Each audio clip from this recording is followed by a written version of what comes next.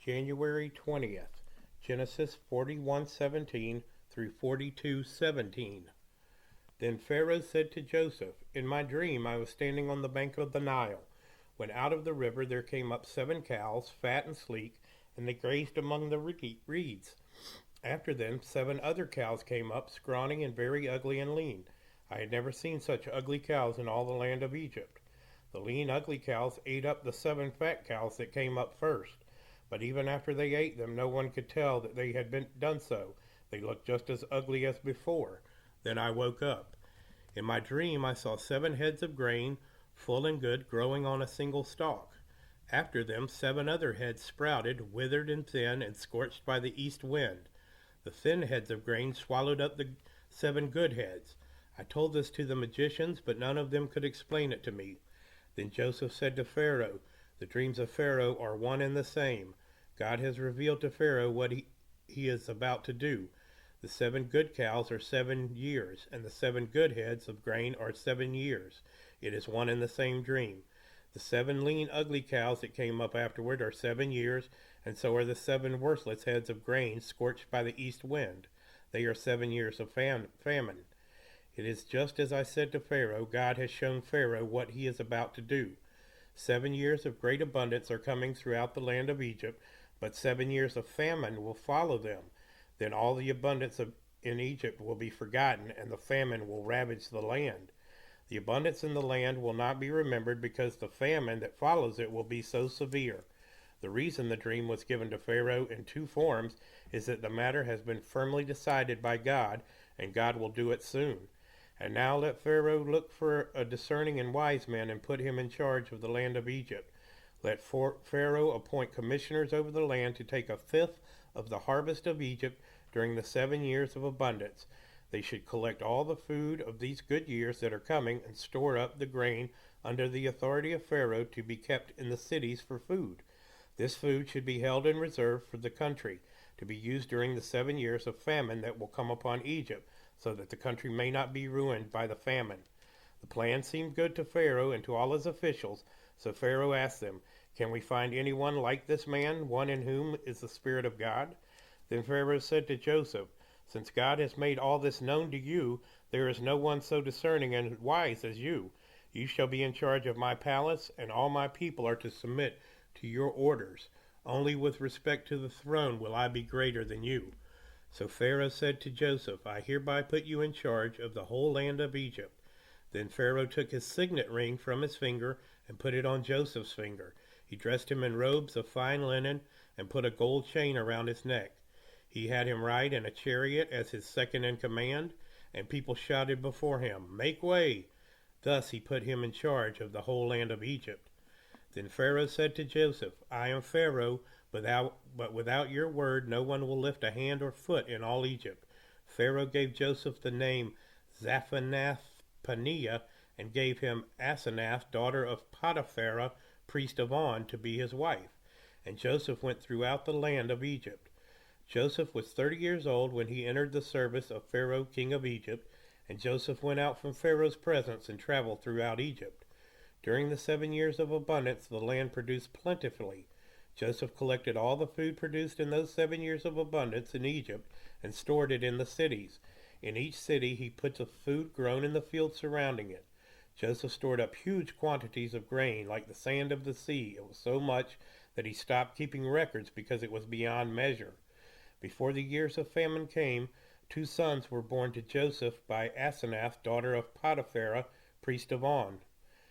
Joseph named his firstborn Manasseh and said, "It is because God has made me forget all my trouble and all my father's household." The second son he named Ephraim and said, "It is because God has made me fruitful in the land of my suffering." The 7 years of abundance in Egypt came to an end, and the 7 years of famine began, just as Joseph had said. There was famine in all the other lands, but in the whole land of Egypt there was food.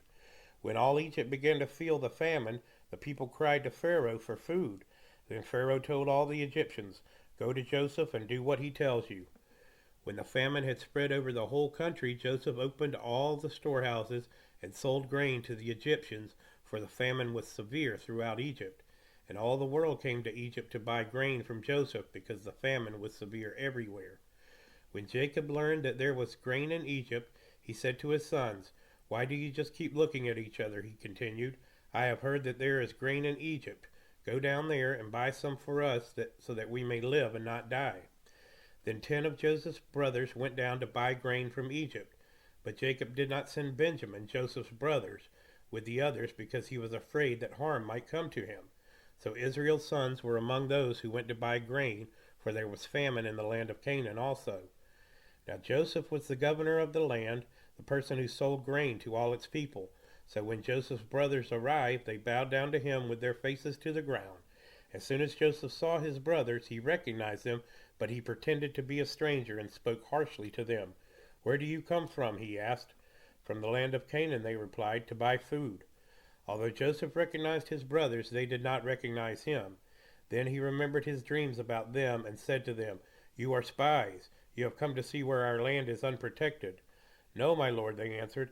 "Your servants have come to buy food. We are the sons of one man. Your servants are honest men, not spies." "No," he said to them, "you have come to see where our land is unprotected." But they replied, "Your servants were 12 brothers, the sons of one man who lives in the land of Canaan. The youngest is now with our father, and one is no more." Joseph said to them, "It is just as I told you. You are spies, and this is how you will be tested. As surely as Pharaoh lives, you will not leave this place unless your youngest brother comes here. Send one of your number to get your brother. The rest of you will be kept in prison so that your words may be tested to see if you are telling the truth. If you are not, then, as surely as Pharaoh lives, you are spies."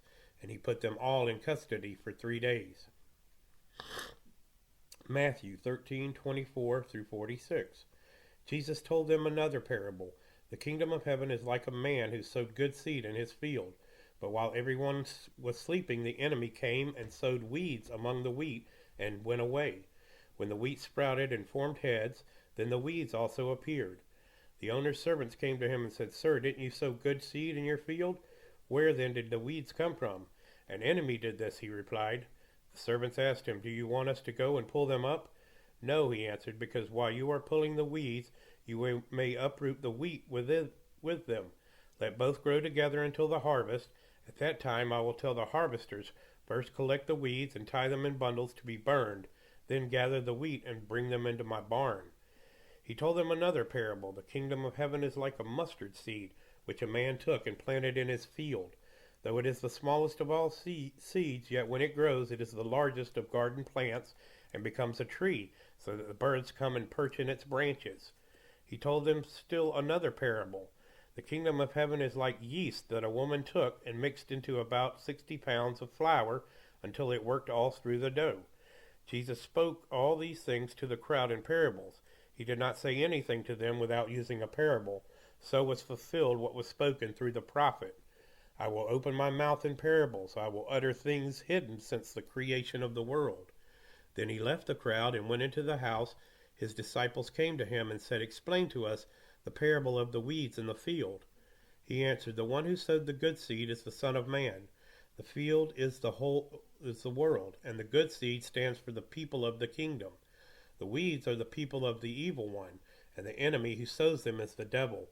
The harvest is at the end of the age, and the harvesters are the angels. As the weeds are pulled up and burned in the fire, so it will be at the end of the age. The Son of Man will send out his angels, and they will weed out of his kingdom everything that causes sin and all who do evil. They will throw them into the blazing furnace, where there will be weeping and gnashing of teeth. Then the righteous will shine like the sun in the kingdom of their Father. Whoever has ears, let them hear. The kingdom of heaven is like treasure hidden in a field. When a man found it, he hid it again, and then in his joy went and sold all that he had and bought that field. Again, the kingdom of heaven is like a merchant looking for fine pearls. When he found one of great value, he went away and sold everything he had and bought it." Psalm 18, 1 through 15. For the director of music, of David, the servant of the Lord. He sang to the Lord the words of this song when the Lord delivered him from the hand of all his enemies and from the hand of Saul. He said, "I love you, Lord, my strength. The Lord is my rock, my fortress, and my deliverer. My God is my rock, in whom I take refuge, my shield and the horn of my salvation, my stronghold. I call to the Lord, who is worthy of praise, and I have been saved from my enemies. The cords of death entangled me, and the torrents of destruction overwhelmed me. The cords of the grave coiled around me, the snares of death confronted me. In my distress I called to the Lord. I cried to my God for help. From his temple he heard my voice. My cry came before him into his ears. The earth trembled and quaked, and the foundations of the mountains shook. They trembled because he was angry. Smoke rose from his nostrils, consuming fire came from his mouth, burning coals blazed out of it. He parted the heavens and came down. Dark clouds were under his feet. He mounted the cherubim and flew. He soared on the wings of the wind. He made darkness his covering, his canopy around him, the dark rain clouds of the sky. Out of the brightness of his presence clouds advanced, with hailstones and bolts of lightning. The Lord thundered from heaven. The voice of the Most High resounded.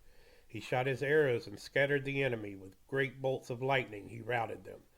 The valleys of the sea were exposed, and the foundations of the earth laid bare. At your rebuke, Lord, at the blast of your breath from your nostrils. Proverbs 4:1-6. Listen, my sons, to a father's instruction. Pay attention and gain understanding.